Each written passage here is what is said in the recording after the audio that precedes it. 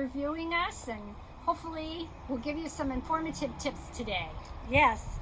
Before we get into what we're going to do, I will tell you our inspirational saying. Okay. It says, yes, you can do it. Keep moving forward.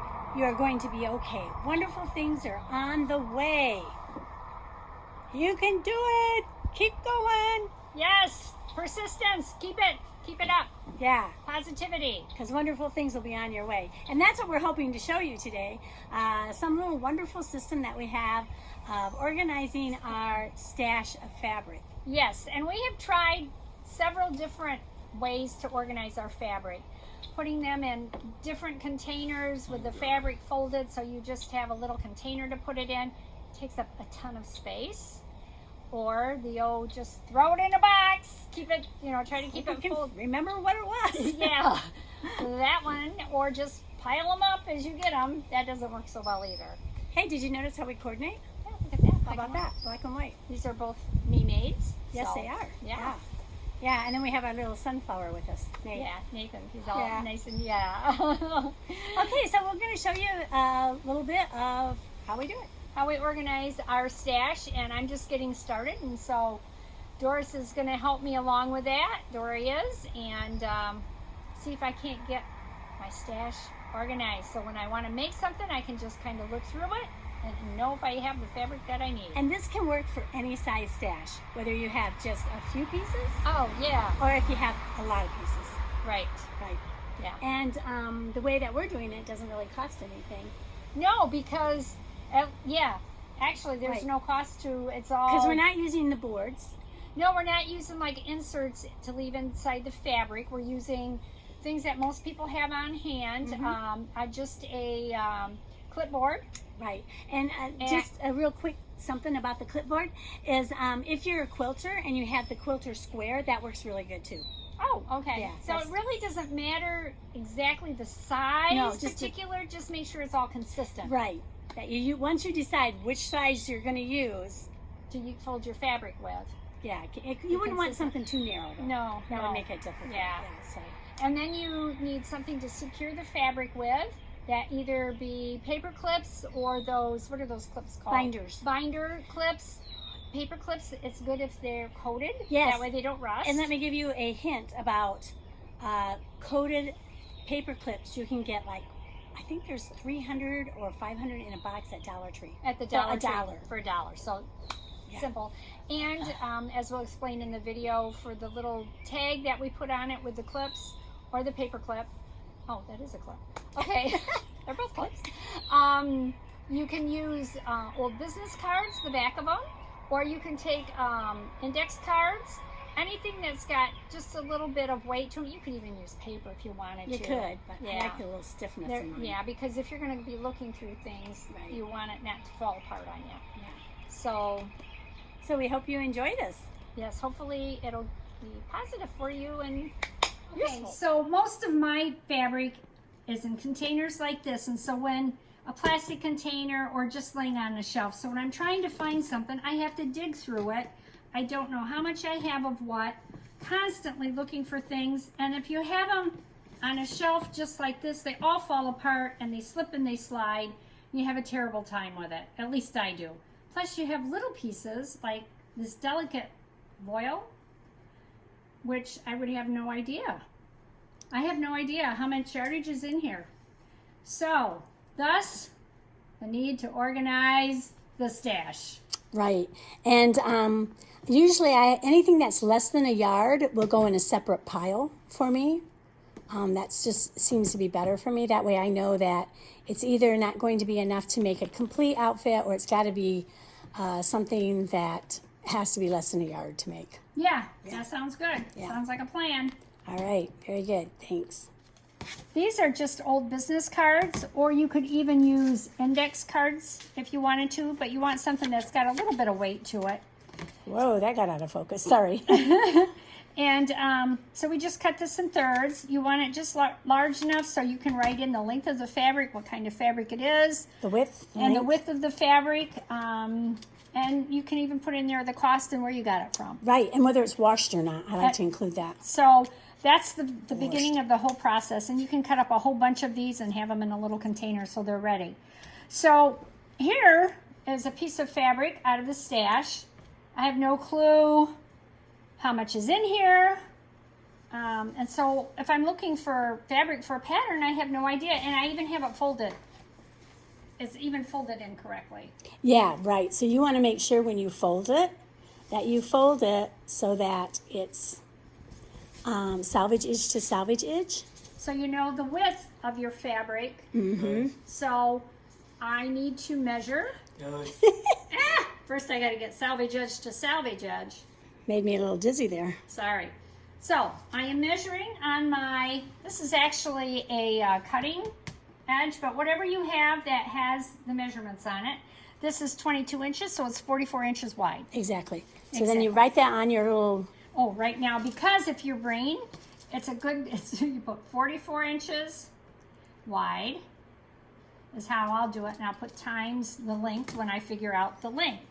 So Doris is the one that, Dory is the expert at this. So now you measure how much you have of it. Right. So, and there's 1 yard, because this is 1 yard. Yeah, and what's nice about this cutting board, I'll just zoom in on it, is it does say, like, there's a half a yard, there's 3/4, so you'll be able to know, if you have 1.5 or 1 3/4. 2 yards. Can't get it all in. And, trying to be expedient here. Oh, 3 yards. I would have never known that this was 3 yards. Right, so then you write that down. Oh, yeah. It's just when you start doing so many of them, all of these numbers in my head, I have to write them down. At first you didn't have to, but when you start really going. Okay. Yeah. And I do know that this fabric I don't know if I purchased this or if this was from Mom's stash. I have no clue. But anyway, I'm always thinking about what I'm going to make out of it. So now you want to fold from salvage to salvage in half again. Salvage to salvage by 44 inches and then fold it in half again. Right.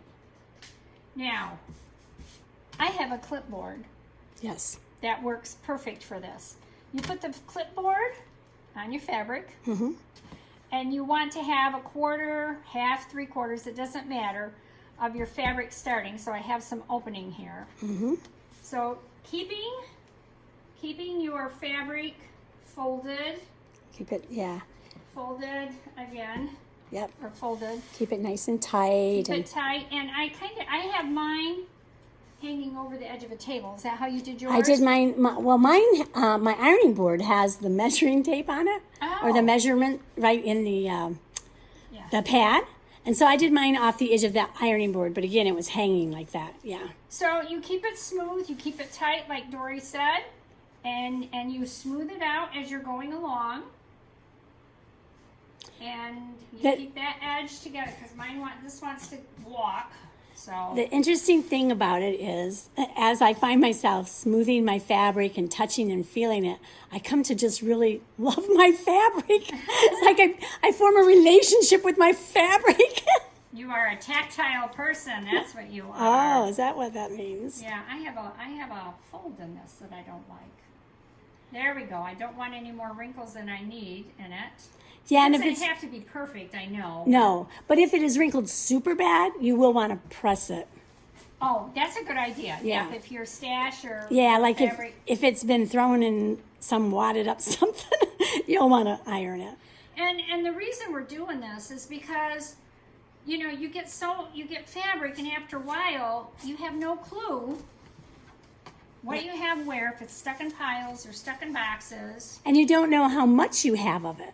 I like that we're measuring it now so that we know when, for instance, your pattern says you need 3 yards. Okay, this is 3 yards. I could use this. Now, the last one we did, I didn't have as much trouble with. This one here, I'm having a little more. It's because we're filming. You know how that goes. Yeah, the last one I just whipped it right up and did it. But I have a lot of fabric that's in boxes I can't get to. My sewing room, as I've been talking for, 2 years now, trying to get it organized. And when I go to make something, I can't find what I need. So Dory had come up with this system. Right. Now, some people use cardboard instead of the clipboard, and then they leave it in the cardboard. And if you're going to store it upright, you need to have something like a piece of cardboard in there.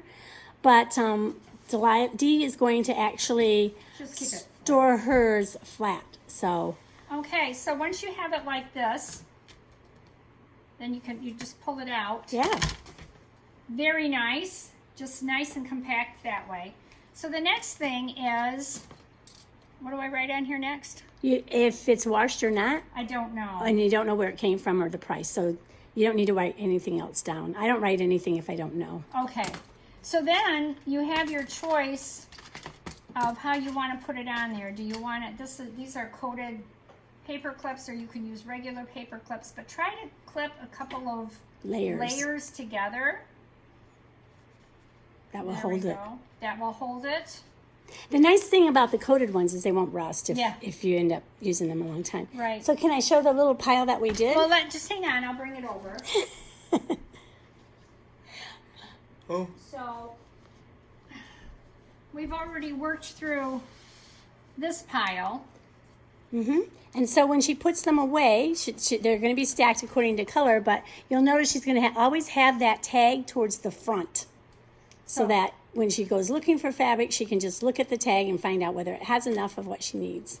And put the tag on. There's several ways. That's upside down. I read upside down, so it doesn't bother me. But you can turn the tag however you need it. Sideways, this way, so it's easier to look at, however you need it. Yeah. So now that clip came undone, so I'll put that back on there.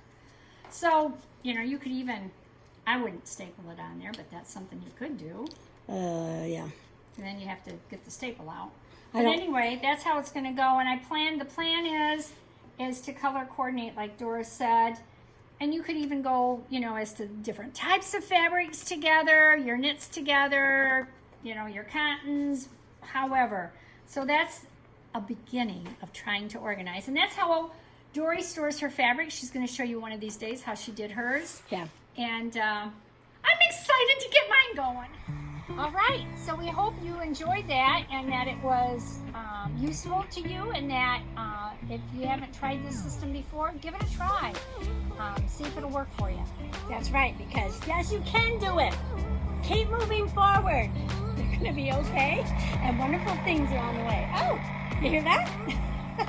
That's traffic going by. But anyway, you get the picture, and we hope you enjoyed it. Please hit subscribe. Hit that like button Yeah, that means a lot. and give your comments to us about whether this worked for you or not, or maybe how you organize your fabric. And Yeah. keep it in order. Yeah. So you know what you have. Yeah. We love having you with us. We try to get out a video every Sunday morning, so we hope you enjoy it. We'll see you next time. Bye. Bye. Say bye. You want to say goodbye? Bye. Okay.